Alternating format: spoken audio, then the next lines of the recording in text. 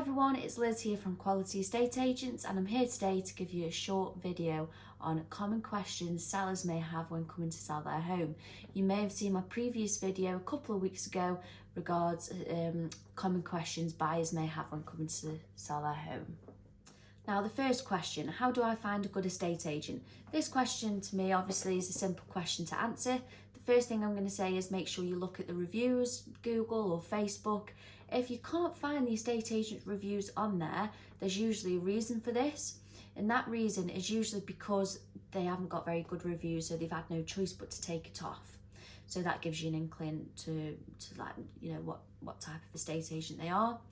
Another absolutely brilliant way of finding out a good estate agent is having a look at how they list properties. Go onto Rightmove or Zoopla or go onto their website and have a look at the properties that they've got for sale. Have they got good photos? Have they got a floor plan? Have they got, you know, a vibrant description rather than a boring description? You know, seeing how they list properties is how they're going to see you, how they're going to list your properties. That's the best way in finding out whether they're the right estate agent for you. And another way is to inquire on some of their properties, just do a bit of personal shopping. So give them a call and find a property on the website and give them a call and inquire on that. See how quick it takes to book that viewing in. Every viewing should be answered to within at least 24 hours. No one should be waiting longer than 24 hours to get answered to an inquiry. You know, you might call up and you might find you're waiting 2 weeks until you can view the house, or you're waiting a week until your inquiry is answered. You know that's how they're going to do business with your house. So that's how I would say to find a good estate agent. Now, the second question, how to prepare your house for photos. Now, I've touched on this many times in a lot of videos. It is probably maybe the most important thing when it comes to having your photos taken is, you know, making sure the pictures are really good. That's why we give out these little pamphlets to every seller on the valuation appointment, and it just gives you some great tips, and it also gives you a really good figure that I'm going to read out.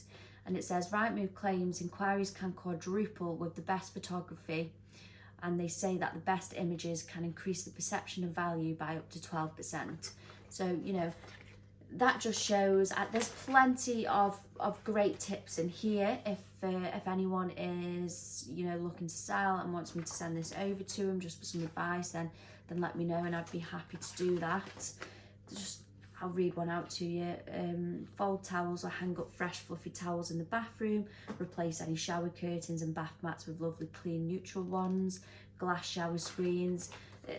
And that's an important one, glass shower screens. If you can think the photographer's got a really high definition camera, if your shower screen's got lime scale, that is going to come up on the picture and it's just not going to look great.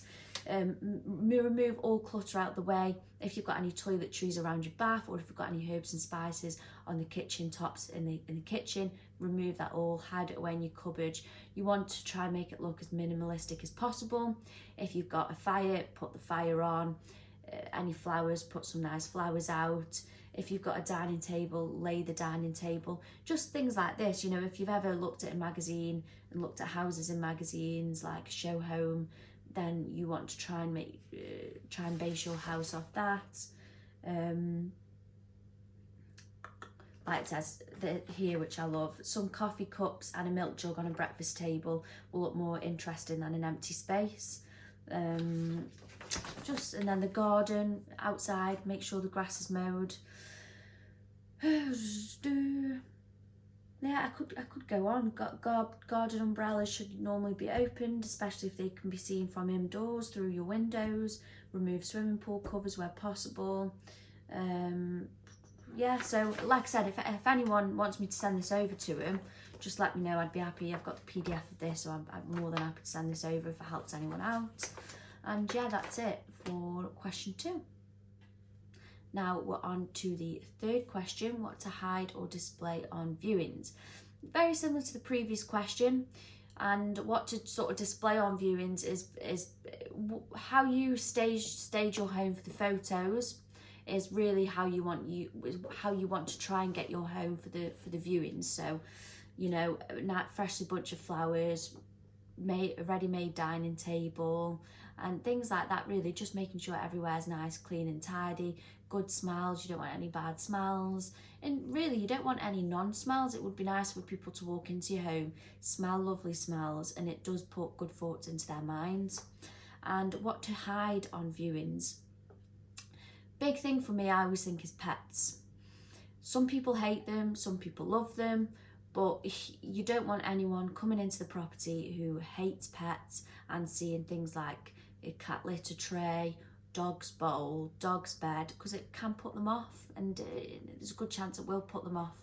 So before any viewings, try and remove any pet accessories out the way, and also any pets out of the way, and also make sure to get any clutter out of the way. So bathroom toiletries, kitchen, any herbs and spices you've got in the kitchen, and any clutter in the living room, children's toys that are lying around, and then yeah, try and make it sort of as minimalistic as you can. Yeah, so that's it for question 3. So now we're on to the 4th question. Should I do the viewing or should the estate agent do the viewing? I always say the estate agent should do the viewing. I'll just give you the reasons why. Because one main thing is that when the viewers are looking around the property, they do feel awkward when the seller has shown them around. They won't say exactly what they feel. If there's something that they don't like, they aren't going to tell it to the homeowner. They're just going to be nice and polite and say, yes, lovely house, thanks for showing me around. I'll get in touch if I'm interested. That's it. You get nothing from that. You don't get what they like or dislike. You don't get positive feedback, and sometimes they won't ask the questions that they feel they want to ask because they don't want to offend. So yeah, that's one reason. Another reason is, again, just going to go into more detail regards to feedback, that you don't get the right feedback. It's very difficult for an estate agent to gain feedback from the viewer the day after or a couple of days after they viewed the property. If that viewer doesn't want to put an offer in, 9 times out of 10 they aren't going to answer the phone when you try and ring for feedback. I don't know why, they just tend not to. I suppose they feel awkward telling over the phone that they don't want to put an offer in, and then they feel awkward giving the reasons why. When you're in front of the viewer at the appointment, at the viewing, that is your best chance to get all the feedback off the viewer. What they liked, what they disliked about the house, why did they dislike that point, and it also gives the agent the best chance to turn any negatives into a positive. And there's just nothing there's not a better way to do that than face to face at the viewing, and have a good chat about things. And then again, another reason is the estate agent can really sell your home. They point out all the best features in your home rather than the seller. The seller might do this, or I've had it a few times where the seller's just waved his hand and said, have a look around. That's not great. You really do want to be pointing out the best features of the house, asking questions. What did they like? What didn't they like? There might be a recurrence of a dislike appearing, which you can have a word with the seller and work out what you can do to change that. So yeah, very important in my opinion for the estate agent to do the viewings. And also, if you've got a big family, kids, pets, you know, people don't want to be viewing a house with, you know, not everybody wants to be viewing a house with a busy household and dogs or cats. So I always request or recommend that the family goes out the house for a day on a Saturday, and then we will take care of all the views. That way people can have a look around a bit more peacefully, a bit more relaxed, without having to worry about possibly a dog jumping up the legs or kids running around, and yeah, so the estate agent should do the viewings in my opinion. 5th question, do I need to sell before I can buy? Short answer is yes. Unfortunately, you do. It disappoints everyone. Everyone would love to find the house they would like to buy before selling, because they don't get the pressure from their buyers pressurising them to find a house. A lot of the time, the estate agent won't show you around the house unless yours is under offer or sold, because if you've got a house that's very busy, you've got 20 odd people wanting to view, is the agent going to waste the time with someone who's nowhere near ready or someone who is ready? Do you know what I mean? And then they're certainly not going to accept any offers until yours is under offer or sold. They could accept your offer until yours is under offer, then find out, you know, your house could take ages until an offer's been accepted. You know, it could be massively overvalued. There could be structural issues. So yeah, they want to make sure you're good to go on your sale before you purchase off them. So yeah, you need to get yours on the market under offer before you purchase a house. And then that's it for number 5. And now we're on number 6. What is the best time of year to sell my home? And now we're on number 6. What is the best time of year to sell my home? Now, I wouldn't really say there's a better time or worse time. Different periods in the year have different best times to sell. For example, if you're looking to sell your home in December, then Boxing Day is the best time to put the house on the market, because Rightmove's busiest day of the year is Boxing Day. I'm not sure why, if for some reason everyone just hits up Rightmove on Boxing Day looking for the next house. And then if you're probably thinking of selling at some point next year, then maybe summer might be a best time to sell. You know, there's nothing better than looking around the house and the sun is beaming. Summer just gets everyone out to view houses. It is. So possibly if I was to put a time of year on, I'd say summer, you know, is the best time to sell your home. But I wouldn't say there's really any better time and any worse time to sell your home. Like I said, Boxing Day is the busiest day of the year for Rightmove, which you wouldn't think. So January is also a very good time to sell your home, because a lot of people do wait now till after Christmas, which is why Boxing Day is very busy. And again, January is very busy. So, you know, there wasn't any best time, but if I had to pick some periods, it would be summer, January and Boxing Day. Moving on to question 7. Should I sell my home in December? I don't think this is a really yes or no question. If you want to sell your home and it's December time, then yeah, it's not going to sell just because you've listed it around the Christmas period.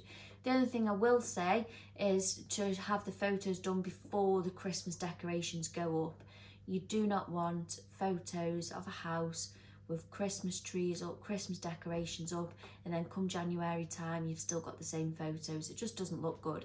So try and have the photos taken before the decorations go up, and then you can list in December. Again, if you're looking to sell your home in December, why not list on Boxing Day? Boxing Day is Rightmove's busiest day of the year. So yeah, just to conclude that, I wouldn't say there's a yes or a no answer on that. If you want to sell your home in December, then yeah, go for it. It's still going to sell. Question 8, do I need a board outside? I get asked this question a lot. It's probably one of the most common questions I get asked. Do I need a board outside? I always say yes, to be honest with you. Not so much as for people calling off the board. People will call off the board. We have a lot of calls off boards, especially if you're on a main busy road. People will see the board. Oh, I haven't seen that.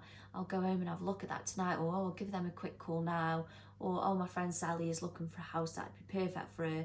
Things like that, really. Even if you're on a quiet cul-de-sac, though, where no cars drive up, there's still that... You'll still get friends or neighbours who will see the board and think, oh, I know someone who's looking to move. Or another main reason I think why you should have a board outside, especially if people come to visit, in the evening and it gets pretty dark, you don't want to annoy anyone. And when I say that, I mean when people are driving to the house for a viewing, you want to make sure they can find the house quite easily and they can drive up the street and say, oh, that's where it is, that's the board. You don't want people to be late, they can't find the house, they can't look at the numbers, it's dark. You don't want to already put any negatives into their head before they've even seen the house. You want to make it nice and easy for them. So yes, I would say you do need a board outside the home. Is it pivotal to have a board? No, but if the option was there, then I'd have the board, yeah. Now moving on to the final question, and it's quite a common question that we get asked. Should I list with 2 agents? Now a lot of sellers think that if they list with 2 agents, they get double the exposure, they get, you know, they'll get more of a chance of getting a quick offer, a higher offer, and they also think it puts the two estate agents in competition with each other because they're all fighting to get the sale first. I just think it has a negative effect. I think any buyers that are looking on Rightmove and Zoopla, if they see a duplicate property, it might confuse them, and they also wonder, why is it on with two agents? Is there an issue with the house? Are they struggling to sell? And I just think it doesn't matter which agent, you know, has the best listing. It's really whichever listing the buyer sees first. Do you know what I mean? Who's ever's on up the rankings first. So it doesn't necessarily put each other in competition with each other. And yeah, I just don't think it looks good having the two boards outside. It looks like you're a bit desperate, looks like you're struggling, and it can confuse people and it can put people off as well. We don't go double agent. When people ask us, we just say no. And for us, it's a conflict of interest. We have a plan on how we're going to sell the home. For example, we like to book all the viewings in for a Saturday to have like a revolving door effect is what we call, and to have people in, out, and creating that matter of urgency. We can't do this if another estate agent is then booking viewings in for a Tuesday or a Wednesday. So if we're trying to book people in for a Saturday and then they're going off to the other agent to book in earlier, it just doesn't work. So we don't go double agent. It's a conflict of interest. It messes up our selling strategy, and yeah, I just don't think there's any need to personally. Even if your house is struggling to sell or you're on month 3, and what you decide to do is list it with another agent. No, what you need to do is sounds horrible, but is to leave in the current agent you're with now, saying goodbye to them, they haven't worked out for you, it's a shame, and then go to another agent who you feel might work better for you. Don't then keep the agent that isn't doing the right job and then picking another agent who might do a better job. Just doesn't work. Leave and go to someone new. And that's it. I hope I've answered everyone's, you know, questions that they ask or wonder a lot of the times. If there is any more questions that I haven't answered, then feel free to drop me a message or give me a call, email in. I'm happy to answer any questions. And again, if anyone would like a free PDF brochure, I don't mind if you've already listed your house with an agent. If it helps, it helps. It's honestly really great. There's some great tips in there. So if you need it, let me know and I'll send it over to you. Okay, thank you for watching and I'll see you all soon.